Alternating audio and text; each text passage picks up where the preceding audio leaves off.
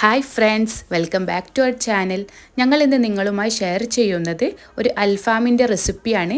നല്ല ജ്യൂസി ആയിട്ടുള്ള നല്ല ടേസ്റ്റി ആയിട്ടുള്ള അൽഫാം റെസിപ്പിയാണ്. ഇതിലേക്ക് വേണ്ട ഇൻഗ്രീഡിയൻസ് നോക്കാം.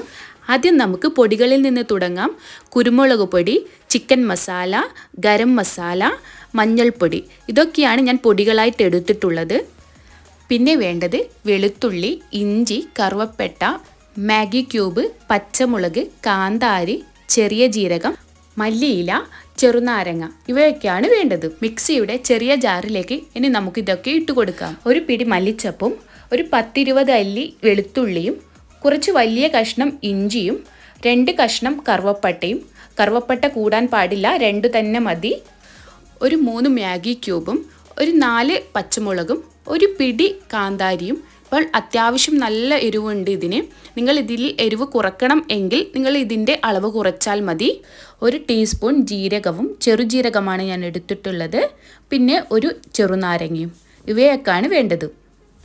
ബാക്കി നമുക്ക് പൊടികൾ കൂടി ഇട്ട് കൊടുക്കാം. ഇതിൽ ഞാൻ ഉപ്പ് ചേർത്തിട്ടില്ല. മാഗി ക്യൂബിൻ്റെ ഉപ്പുള്ളത് കൊണ്ടാണ് ഞാൻ ചേർക്കാതിരുന്നത്.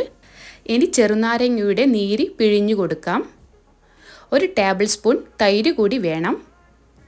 ഇനി ഇതിലേക്ക് 1 ടേബിൾ സ്പൂൺ സൺഫ്ലവർ ഓയിലാണ് ഞാൻ എടുത്തിട്ടുള്ളത്. വെളിച്ചെണ്ണ ഒഴികെ ബാക്കി എന്ത് ഓയിലും നിങ്ങൾക്ക് ഉപയോഗിക്കാം. ഇതൊക്കെ ഇനി നമുക്ക് അരച്ചെടുത്തിട്ട് വരാം. നല്ല പേസ്റ്റായിട്ട് തന്നെ അരച്ചെടുക്കണം. ഇനി ഈ മസാല ചിക്കനിലേക്ക് പുരട്ടിക്കൊടുക്കാം. ഞാനിവിടെ 2 ഫുൾ കോഴിയാണ് എടുത്തിട്ടുള്ളത്. അതുപോലെ കുറച്ച് വലിയ കഷ്ണങ്ങളായിട്ടാണ് ഞാൻ എടുത്തിട്ടുള്ളത്. ഈ കഷ്ണങ്ങളിൽ ഞാൻ മുറിവിട്ട് കൊടുത്തിട്ടുണ്ട്. കത്തി കൊണ്ട് ജസ്റ്റ് ഒന്ന് വരഞ്ഞു കൊടുത്തിട്ടുണ്ട്.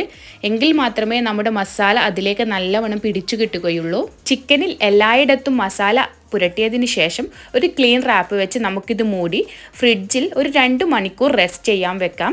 2 മണിക്കൂർ വെച്ചാൽ മാത്രമേ നല്ല ടേസ്റ്റ് ഉണ്ടാവുകയുള്ളൂ. നിങ്ങൾക്ക് തീരെ സമയമില്ല എങ്കിൽ മാത്രം നിങ്ങൾക്ക് ഒരു അരമണിക്കൂറെങ്കിലും കുറഞ്ഞത് വെച്ചിട്ട് എടുക്കാം.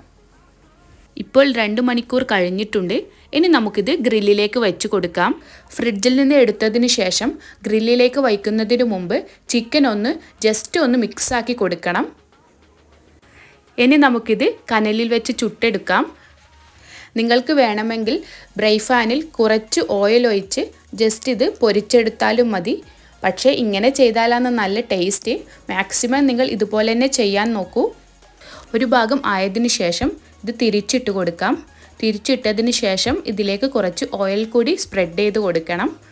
കുറച്ചധികം തന്നെ സമയമെടുത്ത് നല്ലവണ്ണം ചിക്കൻ 2 ഭാഗവും നല്ലവണ്ണം വേവിച്ചെടുക്കാം. അടിപൊളി അൽഫാം റെഡി ആയിട്ടുണ്ട്. നല്ല ടേസ്റ്റി അൽഫാമാണ്. കുറച്ച് എരിവ് ഉണ്ടെന്നേ ഉള്ളൂ. അത് നിങ്ങൾ എരിവിൻ്റെ ലെവൽ നോക്കി കൂട്ടുകയും കുറയ്ക്കുകയും ചെയ്താൽ അടിപൊളി ടേസ്റ്റാണ്. എന്തായാലും നിങ്ങളിതൊന്ന് ട്രൈ ചെയ്ത് നോക്കണേ. ഇനി ഒരു പുതിയ വീഡിയോയുമായി വരുന്നത് വരെ ബൈ.